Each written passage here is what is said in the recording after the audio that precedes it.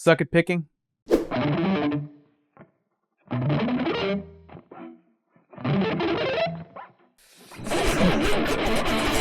Well, don't worry, because in this lesson, I'm going to show you one exercise that'll change that for good.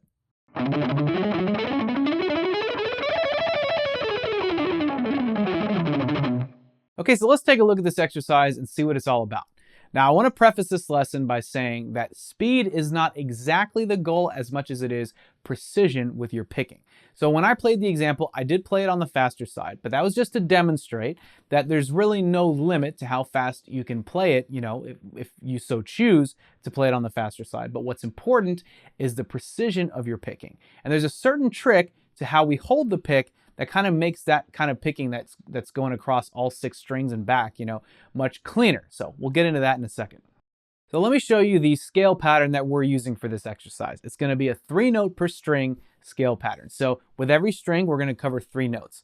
Starting on the 7th fret of the low E string with our first finger, then 9th fret with our second finger, and then 10th fret with our third finger. And then once we get to the A string, we're going to do 7, 9, 11. So using our first, second, and pinky fingers. Then we're going to use that same finger pattern on the D string, 7, 9, 11. And same thing on the G string, 7, 9, 11. And then on the B string, we're going to go 9, 10, 12. And then same thing on the high E string, 9, 10, 12. So that's the actual scale pattern that we're going to be using. And we are going to be descending it as well.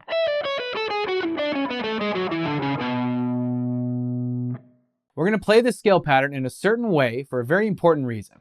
So alternate picking is 2 motions, right? Down, up. That's 2. When we're playing this scale, it's 3 notes per string. 3 is an odd number. Generally, it makes for much smoother picking when you're dealing with an even number of strokes, right? Or picks per string.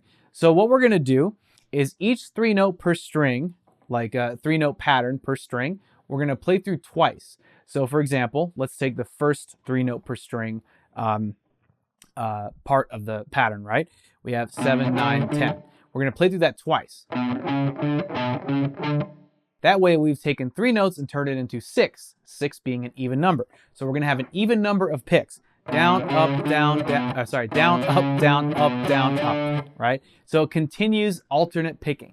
Down, up, down, up, down, up, right? That's exactly what we want, especially as we go through the rest of the scale. So every 3-note per string pattern here is going to be played through twice.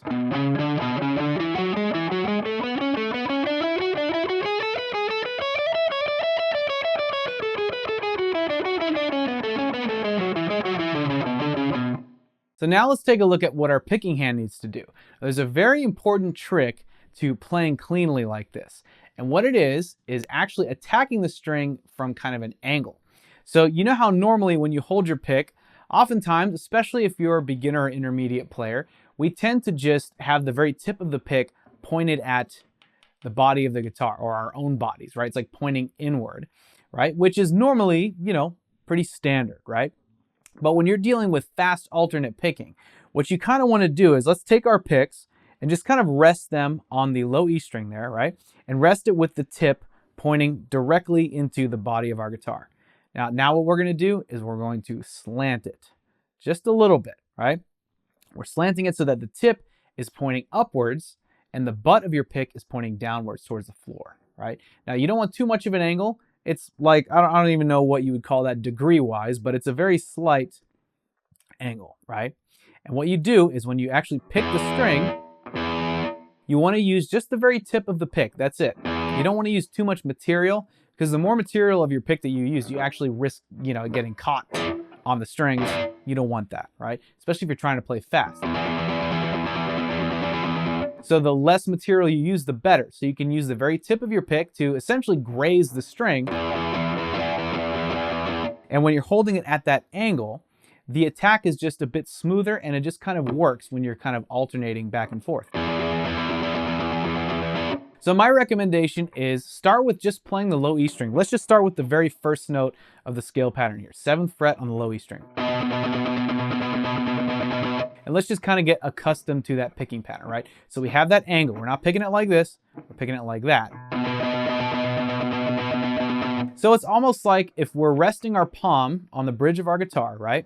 Just to get a slight amount of palm muting, not too much. Like we don't want it like this. And we don't want it really wide open, doesn't need to be. Let's just kind of subdue the tone for a second and just do nice palm muting, right? So we're resting it there, and then our wrist is kind of going almost like in a sort of, it's not so much up and down as much as it is like a very slight swivel. Especially if you're at that angle, it's just kind of this compared to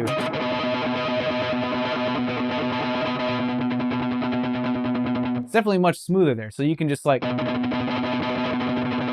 you know, eventually get really, really fast at it. But the important thing is the precision, and that every attack of the string is nice and even.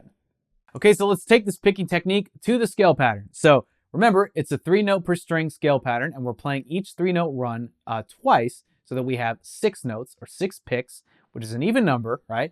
And so check this out. When we're doing the first 3-note run, playing through it twice, that 6th pick, right? 1, 2, 3, 4, 5, 6 is an upstroke, which means that the first pick on the next string is going to start with a downstroke.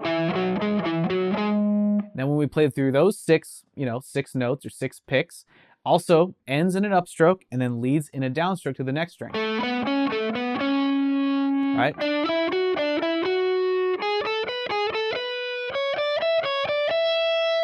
So that's just to show you that this is a repeated pattern across all of the strings. The only thing that's really changing is what string you're on and what finger pattern you're playing. So just take your time with it and really think things through, because again, this is about precision. So think about how you're holding your pick, right? And think about the even number of picks that you're doing with each string. And then when you have that upstroke, right, when you're done with one string, then you lead into a downstroke on the next string.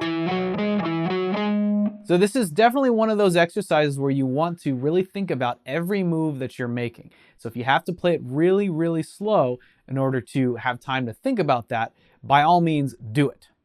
But we're only halfway done, because once we get to the top of the scale pattern here, on the 12th fret of the high E string, it ends on an upstroke, and then we're going to be descending the scale pattern all the way back down to the 7th fret of the low E string, right? Now when it starts, because like I said, we end on an upstroke, which means we start on a downstroke as we work our way descending the pattern, right? So what we're going to do is all the same rules apply. We're going to be playing 6 picks per string, right? That's still lovely even number of notes, and that same kind of like, you know, we're ending each string with an upstroke, so it just leads into a downstroke going into the subsequent string, right? But the pattern is going to be backwards, so we're going to be playing 12, 10, 9, 12, 10, 9 in this case. And then same thing on the B string, 12, 10, 9, 12, 10, 9. You know, ended on an upstroke, so we're going to do 11, 9, 7, 11, 9, 7 on the G string. And I'm going to be just exaggerating my picking hand motion so you can clearly see the alternate picking that's going on, right? We ended that last note on an upstroke, which means going into the next string starts on a downstroke. And then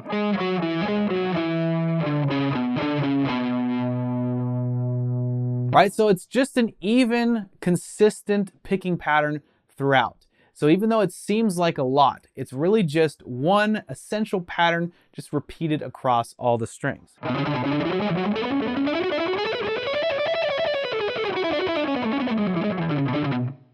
And again, the speed of the exercise doesn't matter so much as the precision of your picking. So focus on the angle in which you're holding the pick, focus on how many times you're picking, right?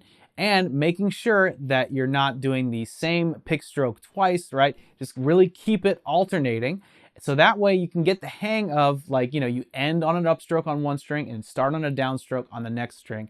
And once you get more and more comfortable with that, you'll stop thinking about it and it'll just kind of happen. It'll be like second nature. And that's exactly what you want. Because at that point, when you're nice and comfortable with that picking pattern, then you can start to focus on building speed. And like I said, there is no speed limit to this exercise, so you can shoot for playing it as fast as you possibly want. And that being said, I think just for fun, I'm going to go ahead and play it as fast as I think I can possibly play it at this moment in time. Here we go.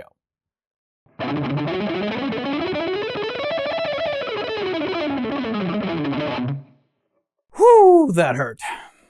Again, playing fast is all fun and games, but the star of this exercise is really your picking hand. So be sure to put in the focus to getting that picking technique right before you start to focus on building up your speed. Because remember, kids, speed kills. But all jokes aside, you've just been given a powerful new exercise that's going to vastly improve the precision in your picking technique. And I want you to be able to focus on building this technique without a hitch. So there's something I want you to have. It's a free survey that's going to tell you exactly what your #1 guitar progress killer is. This is going to allow you to proceed with building this new technique and making sure that nothing stands in your way.